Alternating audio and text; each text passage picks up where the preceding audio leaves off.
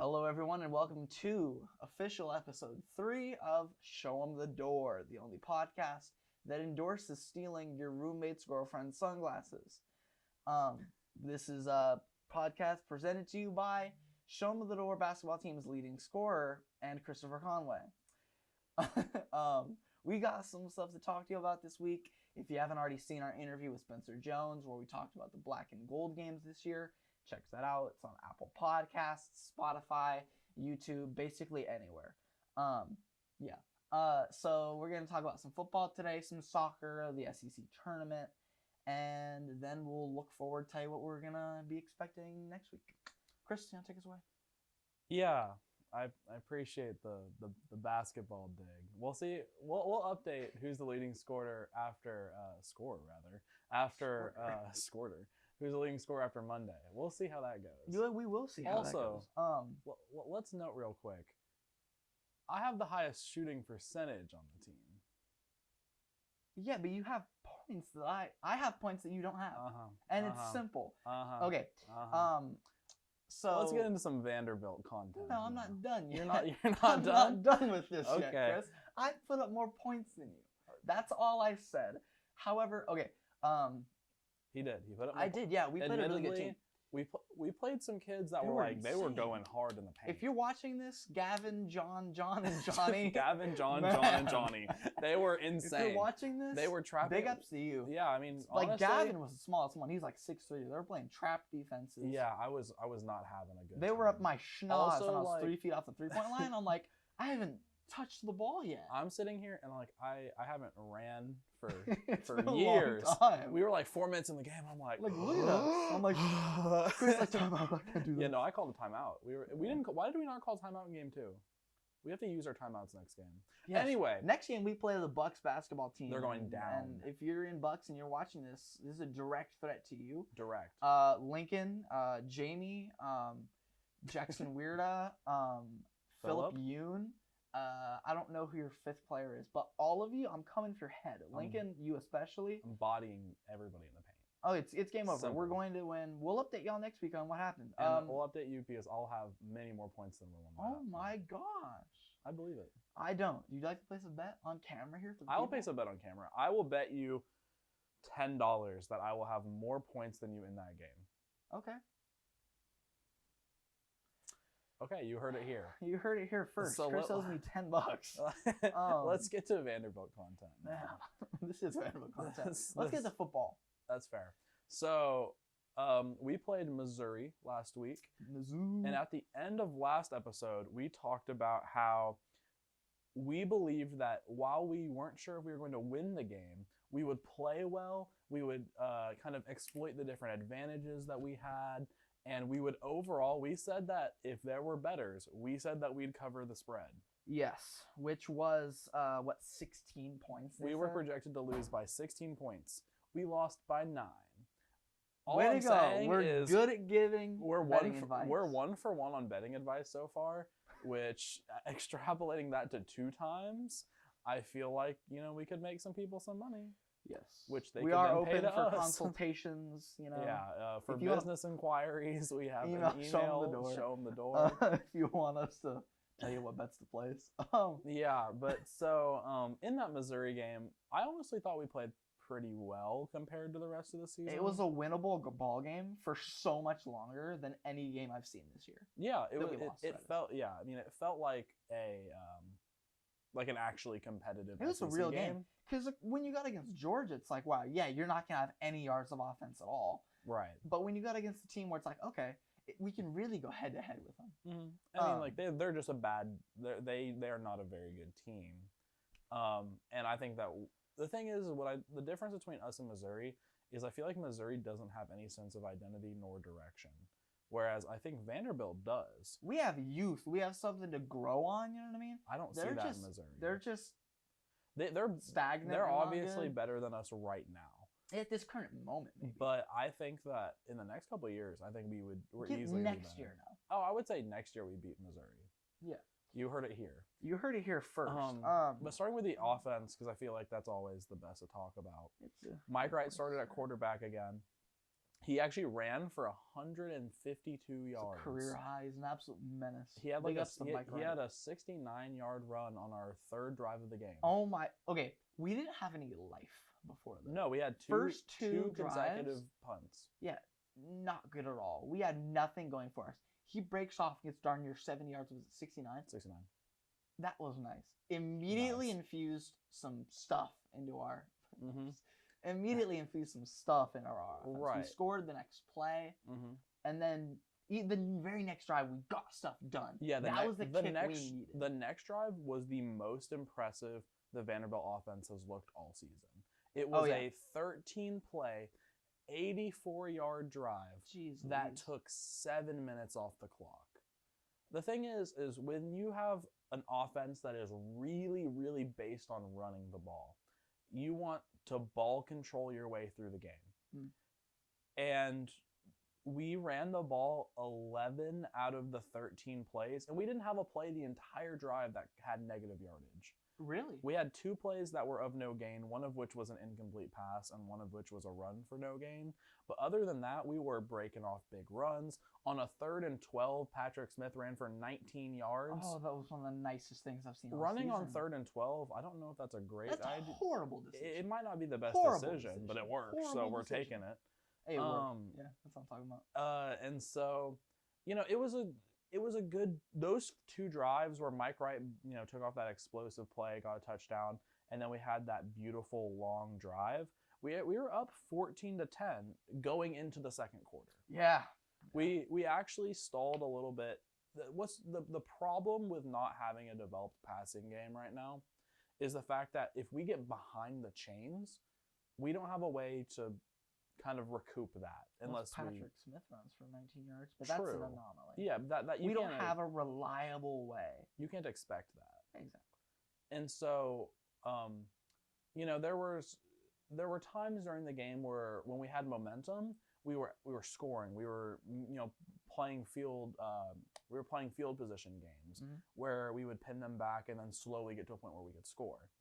And we were building a lot of momentum into the end of the second half. And then at the end of the second half, we were driving down. We got into field goal range with about 20 seconds left to go when we made potentially the worst decision that I've seen all year. Oh, no. We had a fake field goal, a fake 52-yard field goal, where the holder threw the ball over the back of his head.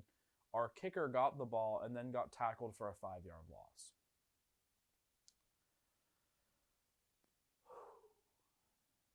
The thing is I don't hate fake field goals. I think fake field goals should be utilized far more often than they should be. Love them.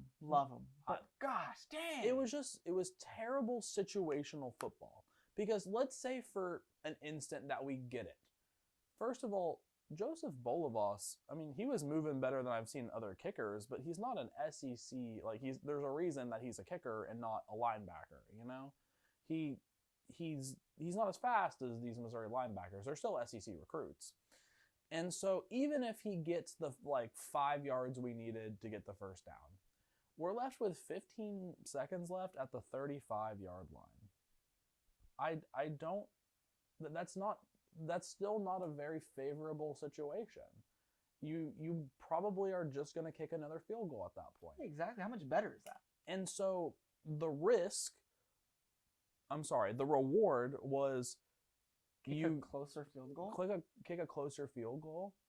And short, I don't want to kick a 51-yarder, but if you feel like your kicker can't make it, I think it's probably how our offense was going. I thought it was more productive to probably go for it if that's what you had decided to do. In my opinion, if you were certain your kicker wasn't going to make it, you punt the ball there. The thing is if you punt the ball there, Missouri takes a knee at the end of the half. We go into halftime up 14-10. I'm comfortable with that. Having a lead at halftime is such a big thing in football because you can feel good about what you've done. You can feel motivated for what you're about to do in the second half. And so what happened is we faked this field goal. They stopped us. And then in 15 seconds, they scored a touchdown based on a 45-yard Hail Mary at the end of the half.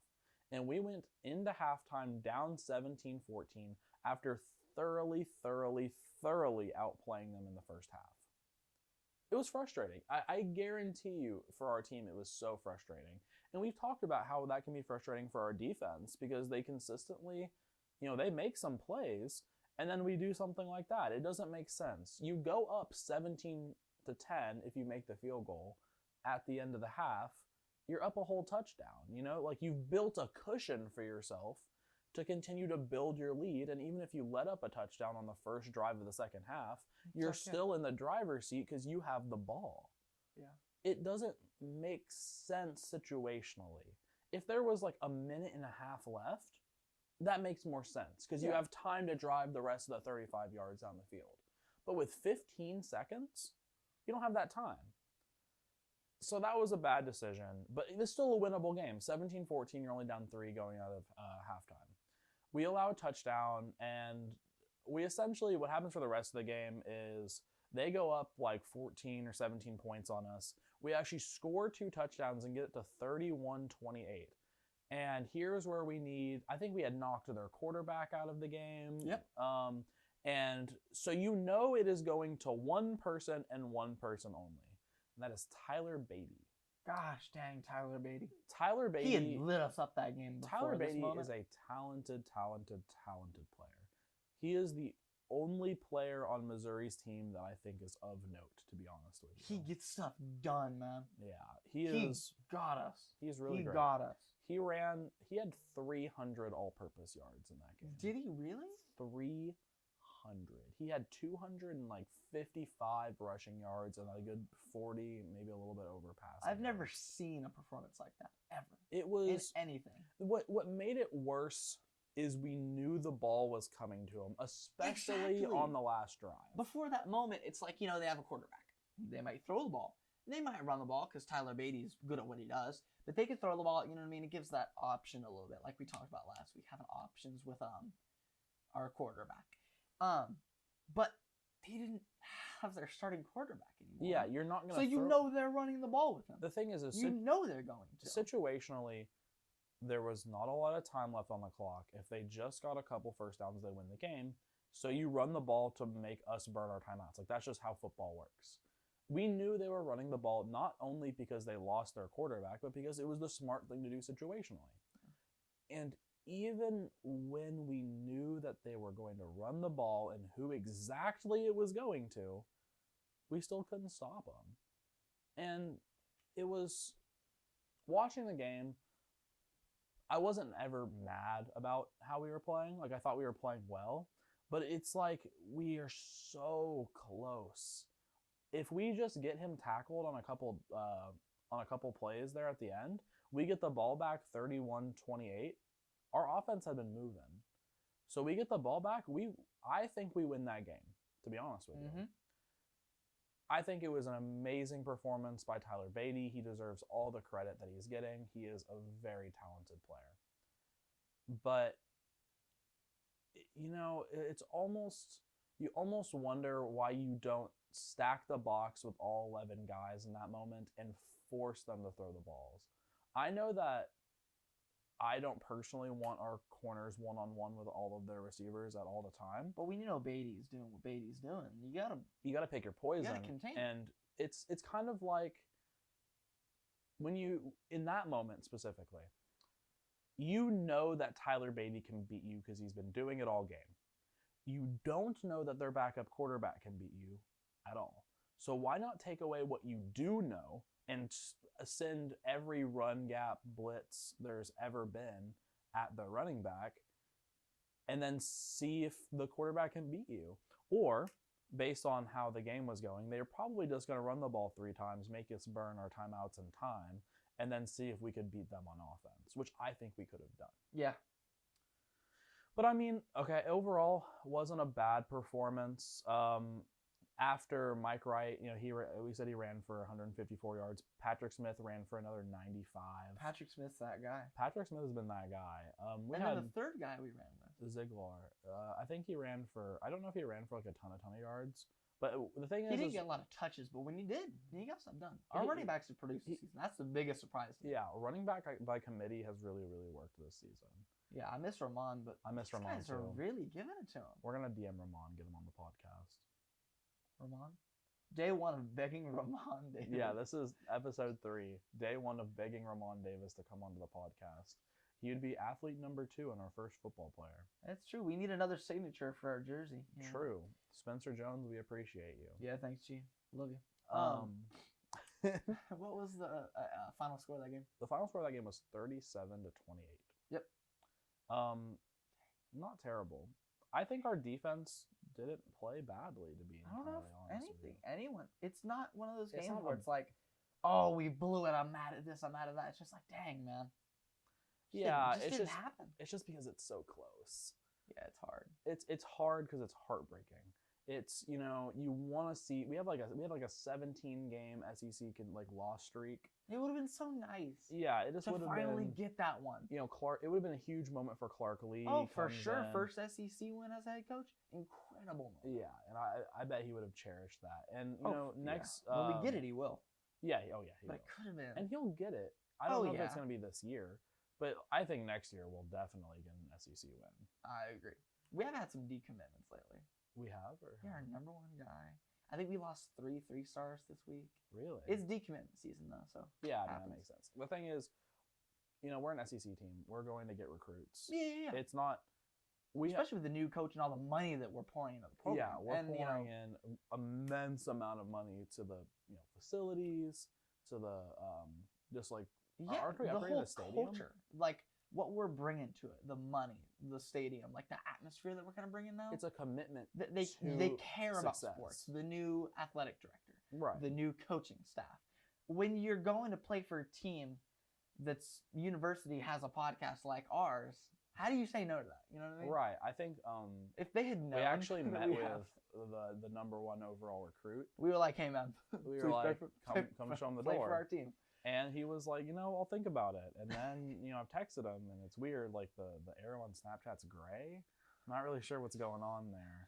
I think I put my phone in black and white. And then Chris woke up. Yeah.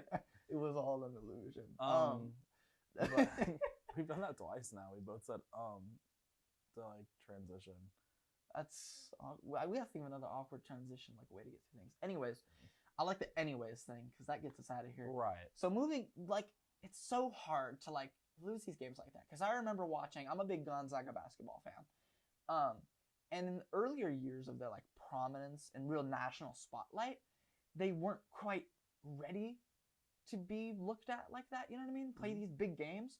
They were so young as a team, and Mark Few, their coach, had only been head coach for however many years, maybe 6 or 7 or 8 at that point. But to be in that spotlight there, those kids, the young team that's still building and growing, you watch them wither and die and fail in moments that they could have had. And that's what this reminded me of. It's where you watch that and you're like, this could be it. This could be so nice for us. They wither and died and fell. Have you ever seen Gonzaga basketball? I have seen Gonzaga basketball. That championship game last year? Wither, I die, and fail. That's what we watched it did. with you. That's what we do. He was distraught. I cried. I didn't cry. I almost did. That was insane. Honestly, I wouldn't have been surprised if you did. You were. I almost cried that semifinal game. When they hit the buzzer beater, oh, yeah. I was jumping around your room. We had a pizza that night. Yeah. And so you're like, "Can you get the pizza?" And I'm like, "I'm watching this game, Chris," but you were doing something. So I was writing so a paper. I really went out there and got the pizza, and I came back and I'm like, "What happened?" But we had. Yeah, I didn't make you miss it, did I? A little bit of the game, but it was okay. the first half. But not the buzzer beater. Okay, no, we're not okay. This is all besides the point. I would have went and got but, it if it were the end of the game. Yeah. So that's what it felt like. It felt like I've seen this before, and so it's really tough again to be like, we got this, we can do this. There's hope and expectancy, and with a new coach and all the money we're putting in the program and the way that we're performing, we can win here. We need to win here. This is what we can do. We're winning so close to the half. And then it just all falls apart, and it's like, gosh dang, what happened, man? Yeah, it was. What happened? What really, is this? It really could have. It could have been a really great opportunity to win a game. That's so it's disheartening, like for the guys. You know what I mean? Like we've used the word disheartening a lot. We're the official podcast of disheartening. I'm disheartened. I'm distraught, if you will. Yeah. But I don't think like what happens with our defense is we play well for a majority of the game, and then because of the fact our offense stalls kind of frequently, is by the fourth quarter they've been on the field for 40 minutes. That might be a bit of an exaggeration, especially since we got that such like a long drive in the first quarter. But they've been on the field a long time, and they're young guys. We don't have a lot of depth, so we can't rotate guys in, and so they're just absolutely gassed. And they allowed, I think, 3 consecutive scores at the end of the game, and I'm not gonna say that helped our cause because it very clearly didn't. But I don't think you can really blame I don't think you can blame the offense for it either. I think that it's just what happens when you're a young team with not a lot of depth. Yeah, you can't. There's nothing really to put the blame on. No, that's what's encouraging for me is there's no one to put. The biggest person to blame is the decision to fake the field goal, and that's just one. Decision. Yeah, and he's his first year as a head coach. It's not like a series of you're making these mistakes and this is why we lose games. It's like, well, that's just what happened. We're doing things right, we just lose because we're not there yet. We got another. And that's in the moment it sucks. You know what I mean? But for the future, you know what I mean? If we were out here saying our quarterback threw 5 interceptions, that's why we lost, I'd be mad for our future. That'd suck. I'm like, we need to get a new quarterback. Our defense let up 5 billion yards. That's an issue. But when we're out here saying, there's nothing to put it on. We did what we could do and we still lost. Mm-hmm. That means in the future we can build on this. Right. We have no pressing errors. I think every error that we had was fixable and it's not that hard to fix, especially against a team like Missouri.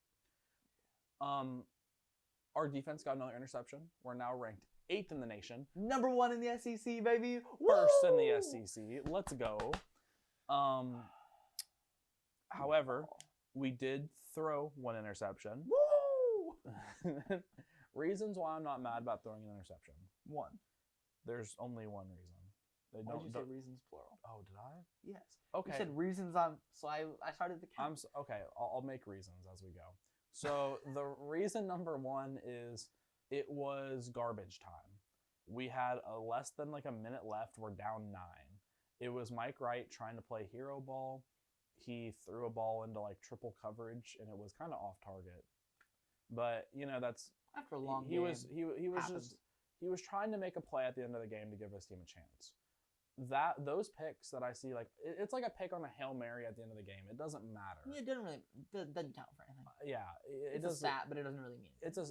And it's so empty statistic, if you will. It is an empty statistic entirely. So I'm not. Unlike my points in basketball, not empty stats. Pure production. And so I'm not mad about that pick. We had talked, I think, last pod, like not the episode of Spencer Jones, but the actual episode 2. Episode 2, last Thursdays. Yeah.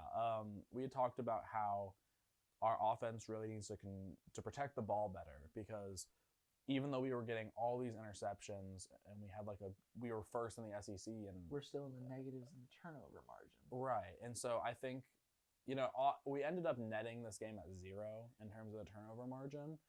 But discounting that interception, which I think should be much, discounted, we got more turnovers than we gave. Yeah, the interception that we got was when we were down 10-0. They had blocked a punt on our side of the field, and they could have gone up 17-0 right there. And then we're dead in the water if that happens. If you are down 17-0 in almost any game in the first quarter, you're so demoralized, you're dead. And so, mercy rule. Yeah, just go home, please. So when they threw that pick, and then immediately after that, that's when that 70-yard run from Mike Wright happened. Mm-hmm. That's it got us back in the game, and it's impressive to see the defense go out there after seeing it's a train wreck of a play. Mm-hmm. They're like, okay, we got this. It's a sudden change moment. A lot of NFL teams like to say that sudden change moments are the biggest in the game, where there's a turnover, where start of the second half, where there has been a big event in the game, you have to come out and play your hardest for the next few plays. And so what our defense did is there was a sudden change. They blocked a punt, and they came out and got an interception for our offense. And that is a million times more meaningful than the interception that Missouri got at the end of the game when they had already won. It's not turning any tides. It's not like losing anything big. We had probably a less than 1% chance of winning the game at that point. Yeah, it was not. It's an empty pick. It is. And so overall, that's growth. Yeah, I'm proud of the guys. This week, we don't have anything to preview for next week. It's a bye week. And so we're hoping everybody gets healthy. We start to make a good game plan for who is now number 18 Kentucky. Oh, shoot. I actually think that we have a better chance against Kentucky than we would against most SEC teams. Of any ranked team, Kentucky. Yeah, because Kentucky is based upon running the ball and playing good defense. So if we can somehow contain the run. Well, if we can somehow score points, I think our defense can shut down their offense because they're really not all that great. I don't know if I would take us to cover this. I don't know what the spread is. We'll be previewing this game more in depth next week. But next week's gonna be a big preview week for us because we're previewing basketball. Here's a preview of the preview week. Wow, the preview. It's the double preview. Yeah, we're going with the double preview. So next week, to take a moment here, are we done with football before we? Yeah, we're done with football. So sadness this week, but next week we will be talking about football against Kentucky. We will be talking about soccer coming for next season at the conclusion of this season. We will be talking about basketball, women's and men's, because they start up real soon. So that's 4 things, I suppose. The first game is next Wednesday for men's basketball. Yeah. So we might also throw in a little bit of how that game went. It's against Alabama State. It shouldn't be close. So, we'll just use it as a little spice to the preview. Also because we probably need more content for next week. Yes, please. We're dying. We're dying. What we might do. We're stripping the bottom of the barrel. What we might do is on Monday or Tuesday, we might have our first on Twitter or on Instagram have a ask Show Em The Dore, and so during the episode we can scroll through our questions. Y'all, please ask us questions. If we do this and don't get any questions, I'm gonna act like I never said it. Yeah, exactly. And then we're gonna be like, what question thing? What? What are y'all talking about? I don't work here. I don't work here. I don't work here. What podcast? Yeah. That'd be nice. And obviously we'll detail the brutal mauling that'll occur this Monday against the Bucks team. Oh, I thought you were talking about Henry Ruggs. I was like, oh my goodness, no. I was going to take a moment to talk about that though. Oh yeah, because Henry Ruggs III, wide receiver in the for the I was a wide receiver, right? Yeah, he in the sports world everybody's connected.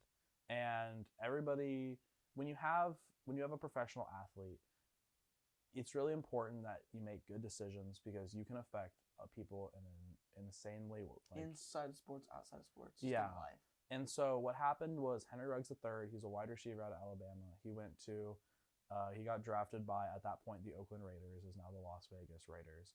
He hit a lady going 156 miles per hour in Las Vegas with 3 in the morning with a blood alcohol content of 0.161. That's double the legal limit. Yeah. Here at Show Em The Dore, we obviously don't condone drunk driving or anything, and we're just here to say, make good decisions. Yeah, I grew up with the saying "make good decisions" from my mom, spoken in my ear all the time. And with things like Uber, Lyft, any kind of ride share app, there's no point in driving drunk anymore. There are so many ways you can get places safe. And so, make sure to make good decisions, especially as the holiday season starts up. Make good decisions. That's Be a safe, life that guys. was ended. Yeah, the woman died, and along with her dog in the car. So, her poor family. Because that's terrible. 3:00 in the morning, she could be going home from the night shift, or she could be going into work really early. And she's with her little dog. It's Las Vegas. She's going, and then Henry Ruggs III. Right. Out doing who knows what, going $150 in Las Vegas at 3 a.m. Apparently the road is like curvy. People are like, how is he even going 156 miles per hour? That's what I think of the Pat McAfee show. Yeah. They said on that. It's just so sad to see a guy with such potential throw everything away in that moment. Yeah, and we know it's just terrible circumstance. We know that this isn't Vanderbilt related, but we felt like it was important enough that we should. Yeah, and to relate it to Vanderbilt, what platform we have. The guys, the people here. I think a big difference between Vanderbilt and a lot of other schools athletically is that we have people, we get people who make good decisions. We don't get these guys, not to diss on anybody, but like that. We don't have people in the news doing stuff like that. So I'm glad that we put character up there and that we really care about the people that we like get into our programs and make sure that they're good people and that they make good decisions. That's a testament. That we promote that. That's a testament to our faculty and staff as well as our coaches.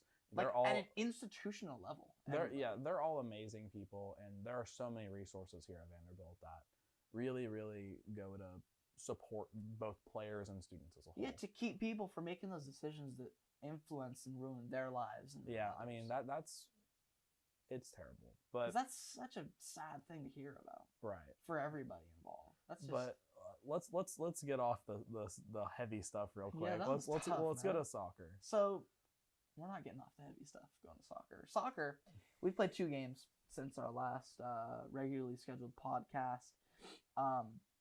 I believe it was the next day, the day after our podcast came out, we were playing Georgia, who was tied in the SEC with us, and I said that would be a big momentum game. At the end of the first half, we were trailing 1-0. They got off to a strong start real quick. Scored a goal in the first half of the game, but then we came back. We got a goal by Alex Kerr that tied the game. And then we got an 88th minute, so really late game goal by a freshman on our team, Quinn Cornog. I don't know if I'm pronouncing that right, and I apologize. If you're watching the podcast, I'm sorry.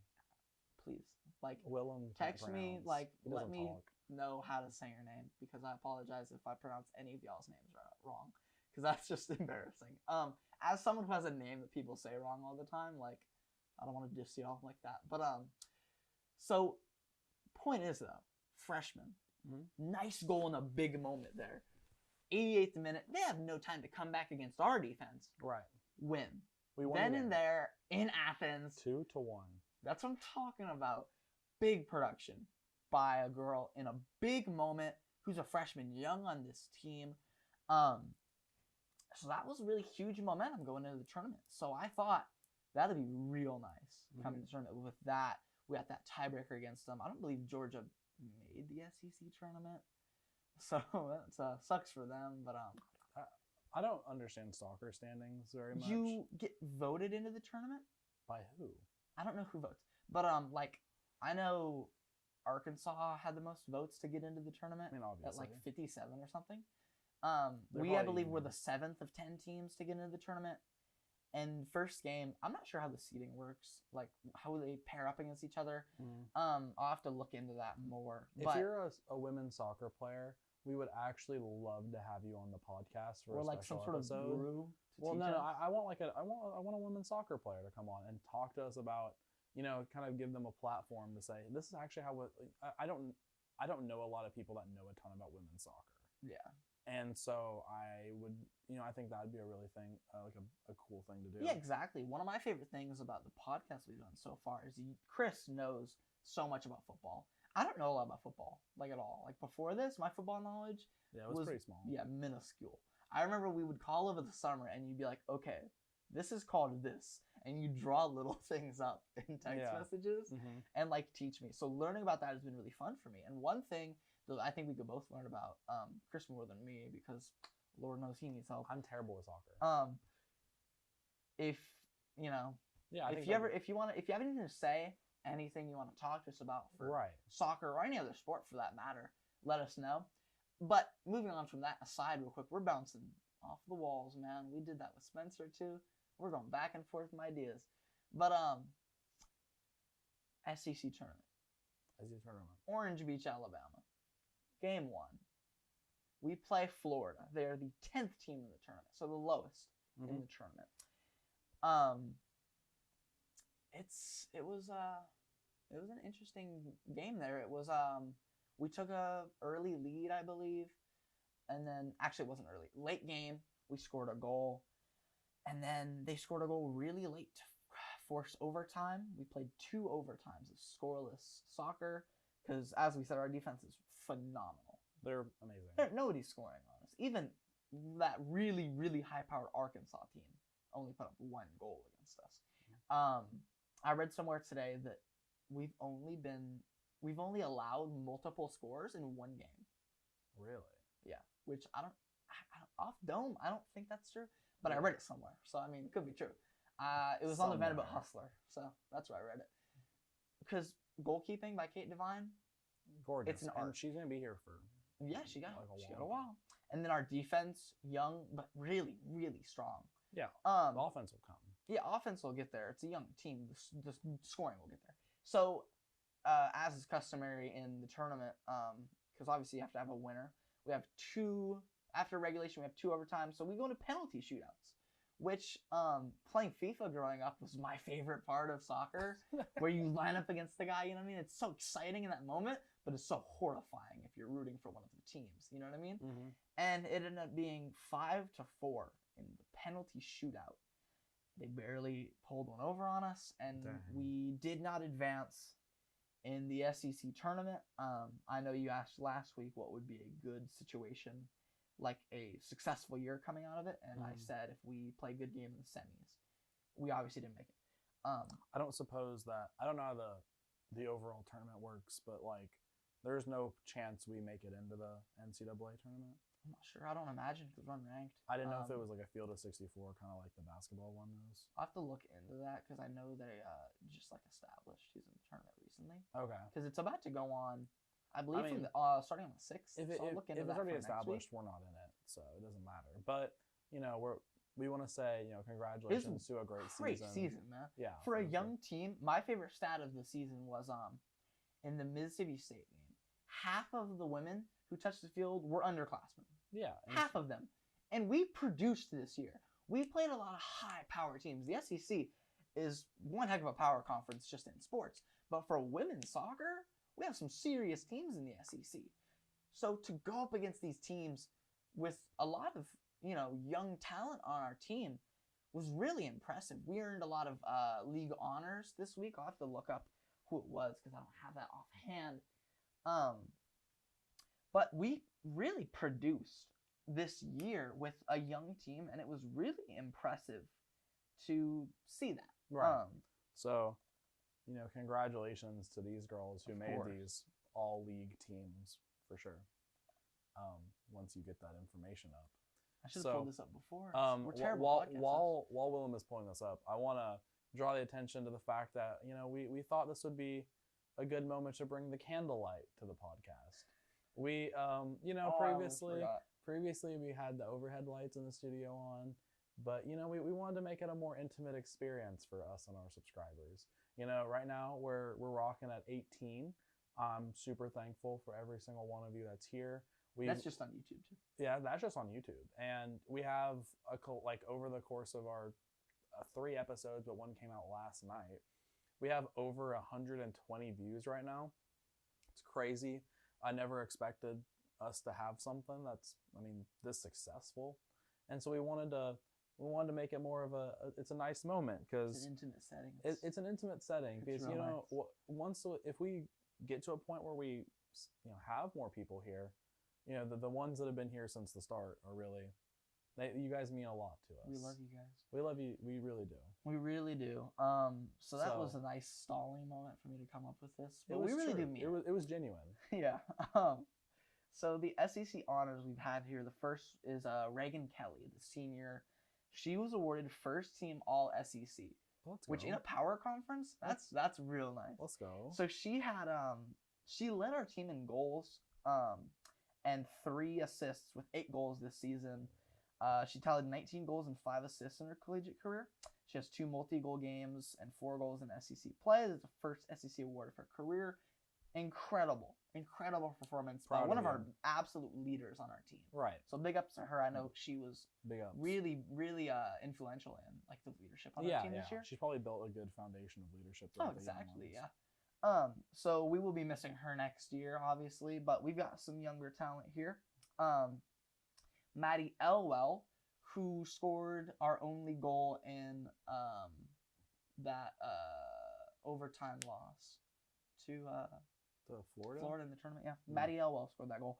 Good for Maddie She's Elwell. all SC second team, which is impressive. Her How 29 old is she? career assists are third most in program history. How old is she? She's a fifth-year senior, so she's graduated. Oh, she's gone too. Yeah, she will be leaving the program. However, she had one heck of a career here, man. Yeah, that's great for her. 5 years, Very proud. all SC second team honors for the third time, 29 career assists. That's crazy. That's real nice. So congratulations to her on that honor. It's incredible to be on that, second group of 11 for a really big conference. Incredible. The next is Maya Antoine, second team All SEC as well. She's a junior from Ontario. She played center back, so she's one of our real tough defenders on our team, which is our big claim to winning a lot of times is our defense. So Maya, and she'll be here next year, so she can even build upon the second team. She's a second-year starter. It's her first SEC accolade. So as a team, we yielded a conference low 8 goals in SEC play. Only 8 goals against. That's one heck of a defense, and to have Maya up there on the All SEC second team, Wonderful. incredible. Congratulations to you. And one of the more impressive things of this season is Quinn Cornog being on the SEC All Freshman team. I love seeing young talent on our team. You know what I mean? Those young athletes who will grow up to be the leaders of our team is really great to see. So she was named a Top Drawer Soccer Top 100 freshman earlier this season. She had 1 goal and 2 assists in her rookie season. And congratulations to all of those women who really put in for our team and make us the great team that we were this season. Like you said, in football, it's disappointing to see losses because you can't really blame a lot. It's just youth. You know what I mean? It's a bit of a turnover year. We're coming back after losing quite a few pieces of last year's SEC champion team. So it's nice to see that we have talent and there's no real no place to place the blame. But it was one heck of a season, and it's impressive to see high performance there. It's always disappointing to lose, but I think you can look and see that there are foundations that, these seniors, I'm sure they're distraught right now. It's their last game. They're going to be here. But they have a real good season, real good careers to look back on. But no, I just mean because it's so fresh right now. They're probably distraught right now. But know that you've built something, and that for all these freshmen, you've really instilled in them what it means to be successful, and so you should be very proud of yourself. And it was so nice to watch. It's nice to see that. It's nice to follow that and just be able to see what's going on, what they're doing. It's really impressive. So big congratulations on one heck of a year to them. Best of luck to all the players who will be leaving. We're going to talk next week about next steps for the program, what's going to happen next year and everything. We're going to look into the tournament and see, for the rest of the world of women's soccer, what's going on. Would you like to wear the glasses? Sure. So tune in next week for that. Man, that was a good part. The end of seasons is always, an interesting moment because it's bittersweet, you know what I mean? Because you get to look back and think of all the great moments, like beating that Tennessee team. But it's tough because it's over with. For some of these girls, it's going to be last time they played collegiate soccer, so my goodness. But it's impressive what they've done, and congratulations to them, and we wish great success on all of the women on that team. And I'm excited for the future, and we'll talk about that next week. I think. Got anything else to say? I don't have any final words. No, I think I'm good. Thank you all for tuning in. We appreciate you. If you haven't already seen it, the interview with Spencer Jones came out last night. Yeah. It was real nice to have him here. He's so tall. Yeah, that's insane. He sits above me in class too, like the seat behind me. So I'm like But check, really looking up check to him. that out. It was a great time meeting Spencer Jones. We Yeah, hope to really get- insightful answers. Yeah, we like, hope- it was nice to see the personal side as well as the real. Like, you can tell what the program's doing. Yeah. You can tell how intentional they are through talking to him. He's a Mhm. great guy. It was really nice to sit down and talk to him. We We hope hope to- to get more athletes on the podcast. And if you're an athlete, I Hit beg us of up. you, please. Hit us up on Twitter, Instagram. Jalen Mahoney. Jalen Mahoney. It's not too late to respond to us on Instagram. Jalen Mahoney. If I DM you on Twitter, will you respond? Maybe. He doesn't follow the Twitter, so I probably don't. not. I mean, it obviously doesn't matter. Man, I'll if you figure can- out what box his is at Vanderbilt. Write him a Send him letter. a letter. I'll write a letter All to right. all of the boxes. and Thank see. you all for watching. We We'll see appreciate you, every time, next and we'll week. see you next Thursday. We sure will. So thanks so much. Bye, guys. Bye.